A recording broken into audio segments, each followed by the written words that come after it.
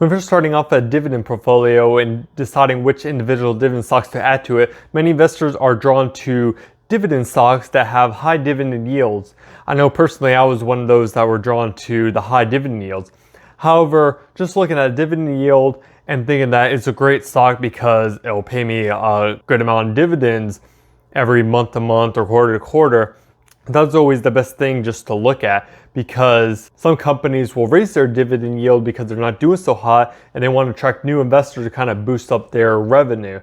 So in this video, I'm going over 5 top fundamentals to look at and to evaluate with before considering adding that dividend stock to your portfolio.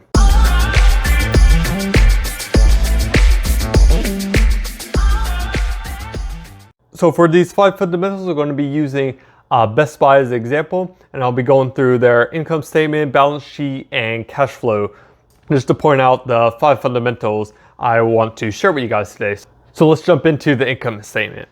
So the first thing we want to look at is the revenue. We want to see that a company's revenue is increasing year over year. So right here, just looking back about 5 years, we can see that for Best Buy, we have about 5 years ago was 42.7 billion. We had 42.9 billion.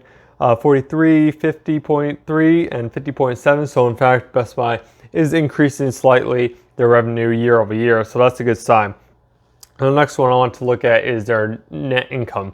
And their net income is basically the profit that they have after different expenses and everything is taken out of the revenue that the company received. So we'll scroll on here.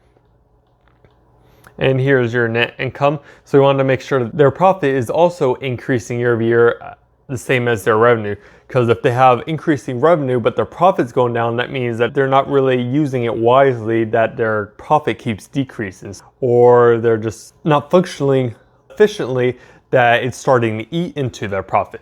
So we want to make sure that it's going year over year as well. So right down here we can see about 5 years ago it was 1 billion, we had 1.5 billion, 1.4, a little drop there, 2.2 billion, and 2.2 billion again. That's good. Year over year, generally increasing. We can see this 1.4 billion kind of slight drop is around the 2020 time frame. So that's April 2020. So we can see give them a little leeway because we all know what happened during that time period. But over since, year over year has been slightly increasing, which is a good sign that they're still making a profit. Let's scroll down here. The next one we want to look at is if they're buying back their shares. So I'll scroll down here and we have the shares outstanding.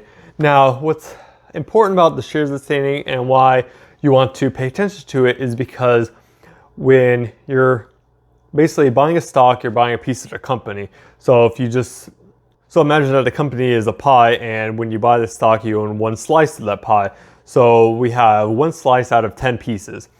If the company is issuing more shares, that means that instead of 10 slices, now there's 20 slices. Instead of you owning 1 out of 10, now you own 1 out of 20. The reason that is not a good thing for you as the investor is that they're kind of diluting you. So you used to own 1/10 of the company, now you own 1/20 of the company. So your ownership just decreased. Now, if the company is buying back shares when the company is undervalued, because you want the company to actually purchase things when they're on sale, you'll end up increasing your ownership within the company. So going back to the example, you own 1 slice out of 10 slices. They bought back 2 slices of the pie, so now it's 1 out of 8.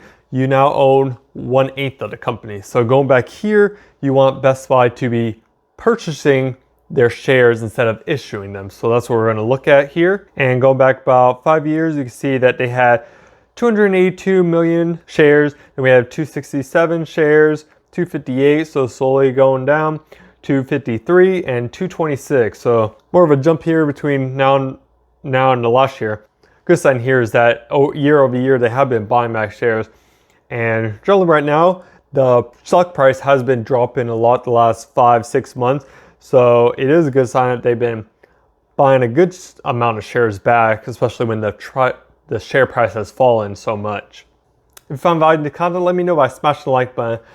Now moving over to the balance sheet, what we're looking at is they have total long-term assets is greater than their long-term liabilities, because we don't want a company that is drowning in debt. So let's say they have 4 or 5 times the amount of assets they have, because if they're drowning in debt and something goes wrong and need to pay off their debt, that means it's going to be pitching into their revenue. All their profit is going to have to go into paying off their debt. So we want to make sure the company is healthy enough to have more assets than they do liabilities. So scroll down here, we can see right here we have long-term assets. So they're at 6.94 billion assets, and going down here to long-term liabilities, we have 3.85 billion. So they do have more assets than they do liabilities. I would say about 40-50% there. So that's a good sign that their long-term assets is almost double their long-term liabilities. So they're not continuously growing debt and not paying it off or anything, and just have more debt, more debt, and more debt. Now going to the cash flow for the fifth fundamentals to look at. So right here on the cash flow, we're going to look at the free cash flow. Here on Everything Money, they do have it listed out here for you, as you can see right here.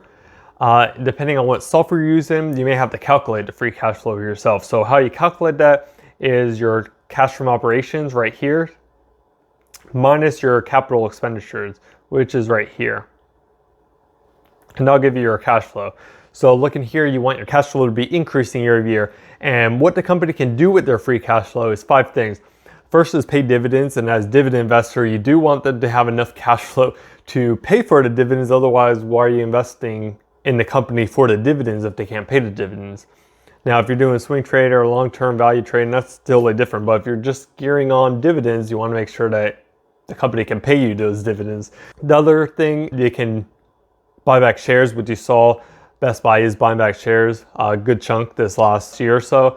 They can pay down their debt. Next is to buy acquisitions, acquiring different companies. And next is renovating itself. So maybe opening new stores, boosting the current stores that they already have, adding new features to the company as a whole. That's always a good thing to reinvest within itself. So those are the 5 things that the company can do with free cash flow. So let's see if Best Buy right here has been increasing their cash flow year over year.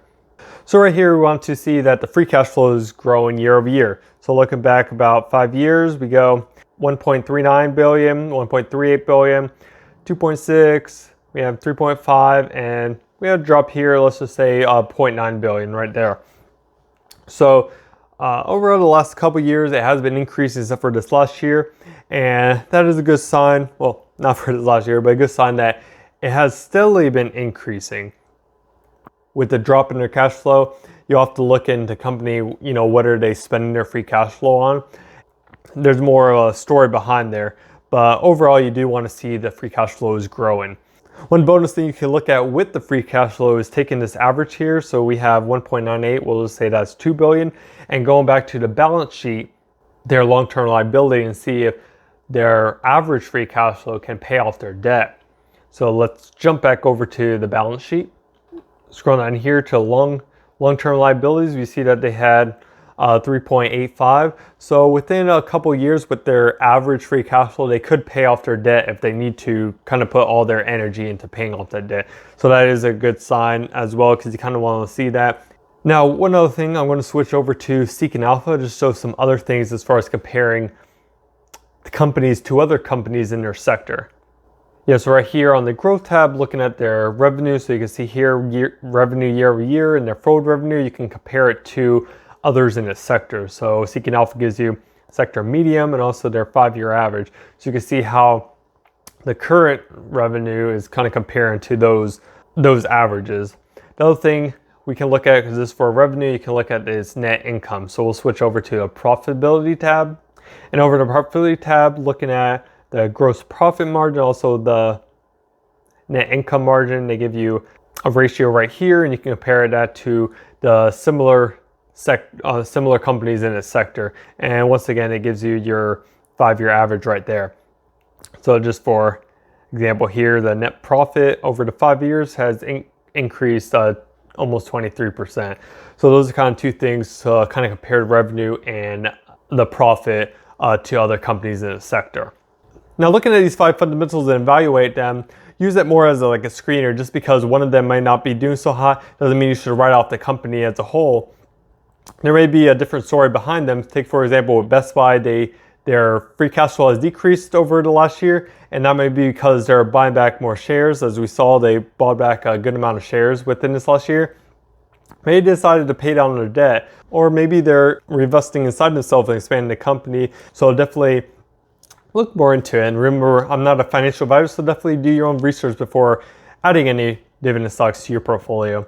Check out my latest video on my dividend portfolio update. I'll post it here on the end screen. And with that, I'll catch you in the next one. Peace.